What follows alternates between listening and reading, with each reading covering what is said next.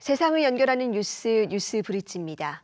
이 미성년자인 줄 모르고 술이나 담배를 팔았다가 영업 정지까지 당한 자영업자가 적지 않았는데 앞으로는 이런 일이 줄어들 것 같습니다. 이 신분증을 위조하는 등 악의적인 수법에서 이 자영업자들을 보호하기 위한 법적 장치가 마련된 건데요. 박은선 변호사와 이야기 나눠보겠습니다. 변호사님 어서 오세요. 안녕하세요. 예, 그렇다면 이 그동안에 이 자영업자들이 미성년자들과 관련해서 겪었던 어려움들이 구체적으로 어떤 것들이 있었습니까? 네, 지난해 12월 인천의 한 음식점에서 술과 음식을 먹고 이른바 먹튀를 한 청소년들이 남긴 계산서의 그 글이 화제가 됐는데요. 이 계산서에는 저희 미성년자예요. 실물 신분증 확인 안 하셨어요. 신고하면 영업정지인데 그냥 갈게요. 이렇게 쓰여 있었습니다. 이렇게 미성년자임을 이용해서 이른바 먹튀를 하는가 하면 또는 신분증을 위조해서 술이나 담배를 사고 아이의 업주를 협박해서 갈취하는 경우까지 있습니다. 지난해 5월 광주에서는 편의점들을 돌면서 담배를 산 다음에 그 편의점 사장을 협박해서 금품을 갈취해온 그런 이제 청소년들이 체포되는 경우가 있었습니다. 그런데 이제 이런 문제는 관련한 불이익을 오로지 자영업자만 받게 하는 그런 법 때문인 점이 있었습니다. 청소년에게 술이나 담배를 제공하면 청소년보호법 제59조에 따라서 2년 이하의 징역이나 2천만 원 이하의 벌금 처분을 받을 수 있고요. 식품위생법 제75조에 따라서 영업장은 6개월 이내의 영업정지를 당하거나 아예 영업 허가를 취소당할 수도 있습니다. 모두 판매업자 또 이제 자영업자에게만 해당되는 처벌 기준입니다. 그러다 보니까 청소년들로서는 술, 담배를 사는 것에 대해서 별로 이제 무서워하지 않고 또 아예 나아가서 자영업자를 협박하는 이런 경우까지 벌어졌던 것입니다. 네, 신분증을 위조하고 협박까지 했다. 아무리 미성년자라고 해도 이 범죄를 저지른 건데 이 처벌할 방법은 없는지, 그리고 이런 피해를 당한 업주들은 면책할 수 있는 방법이 없는지 궁금한데요. 네, 청소년에 대한 처벌 규정 그리고 자영업자에 대한 면책 규정 분명히 존재합니다. 만약에 어느 청소년이 편의점에서 위조한 신분증을 제시하면서 담배나 술을 샀다라고 하면 위조 공문서, 그러니까 공문서 위조죄 및 위조한 공문서를 행사한 행사죄가 성립을 합니다. 그리고 또 이 경우에 이제 편의점 사장님이 자신이 그런 신분증 확인을 하는 장면이 찍힌 CCTV 영상을 경찰에 제출하면 이걸 증거로 해서 이제 무혐의 결정을 받을 수 있고요. 그리고 이런 이제 무혐의 취지의 불송치 처분이 나오고 나면 지자체로부터 과징금, 영업정지 이런 등의 처분을 피할 수가 있는 것이죠.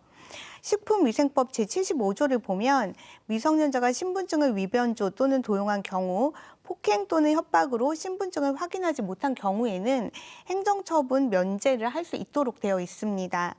그런데 문제는 이런 이제 청소년들은 소년범으로 아주 가벼운 처분만을 받게 될 우려가 있고, 그리고 반면에 해당 사장님은 수사기관에서 무혐의 처분이 나오기 전까지는 어쨌든 영업정지 등을 당할 수 있는 겁니다.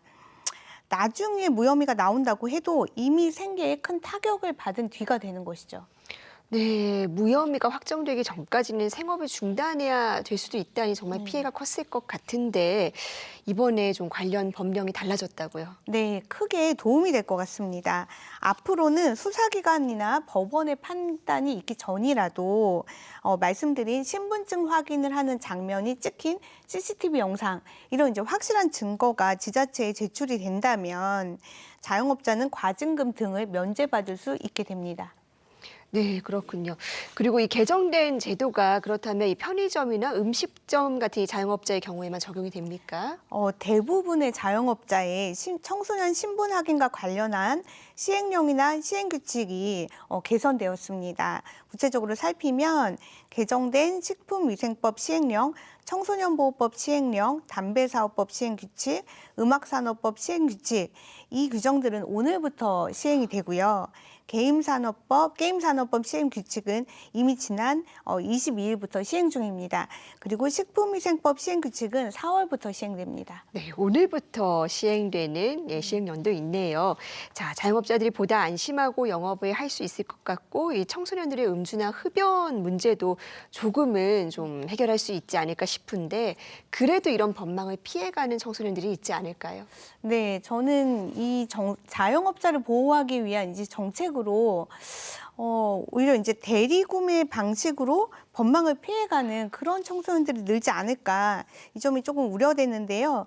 비행 청소년들 사이에서 대리구, 담배 들고 뭐 이런 은어가 있습니다. 네. 이게 뭐냐면 성인에게 부탁해서 담배나 술을 대신 구매하는 그런 것을 가리키는 은어인데요.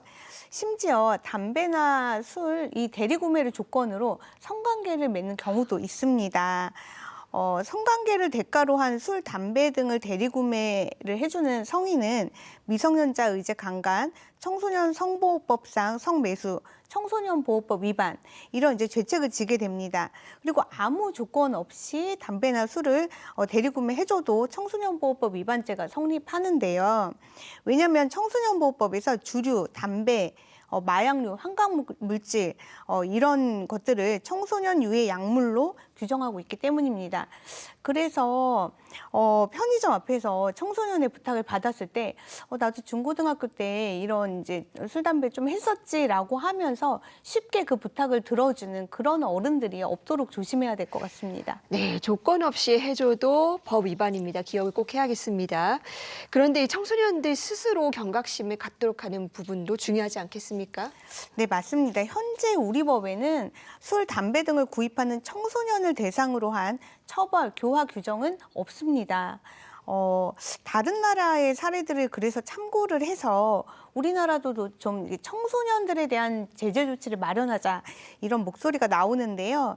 예를 들면 청소년 음주에 대해서 영국, 일본, 호주 이런 나라들은 청소년 본인이나 부모에게 벌금을 부과합니다. 미국은 벌금뿐만 아니라 사회봉사 명령을 부과하기도 합니다. 이 나라들에서는 이렇게 이제 판매자인 성인만 불이익을 받는 것이 아니라 청소년 본인 그리고 그 부모까지 불이익을 받을 수가 있으니 우리처럼 술을 마신 청소년이 셀프 신고를 한다든지 아니면 자신이 청소년임을 무기로 해서 협박을 한다든지 이런 일은 이제 없는 것이죠. 2018년 국회 입법조사처에서 이런 이제 연구를 한 바 있는데 이를 토대로 청소년을 대상으로 한 제재 조치를 마련하는 것도 좀 검토를 해봐야 될 것 같습니다. 그리고 이번에 개정을 보호자나 교사들이 청소년의 술, 담배 문제에 대한 그런 교육의 계기로 삼았으면 하는 생각이 있는데요. 특히 청소년 보호를 위해서 만든 제도를 악용해서 어른들을 속이고 나아가 협박까지 하는 청소년들이 늘면서 이렇게 결국 자영업자 보호를 위한 제도를 새로이 만들게 됐다. 이런 얘기들을 해주시면서 이런 보호장치의 악용은 분명 잘못된 행동이다라는 것을 주지시켜 주셨으면 합니다. 네, 이번 법 개정으로 자영업자들에게 조금이나마 도움이 됐으면 좋겠고 근본적으로는 우리 청소년들이 술, 담배 같은 유해 물질에 아예 접근을 할 수 없도록 또 근본적인 대책이 마련될 필요도 있어 보입니다. 네. 변호사님 오늘 말씀 고맙습니다.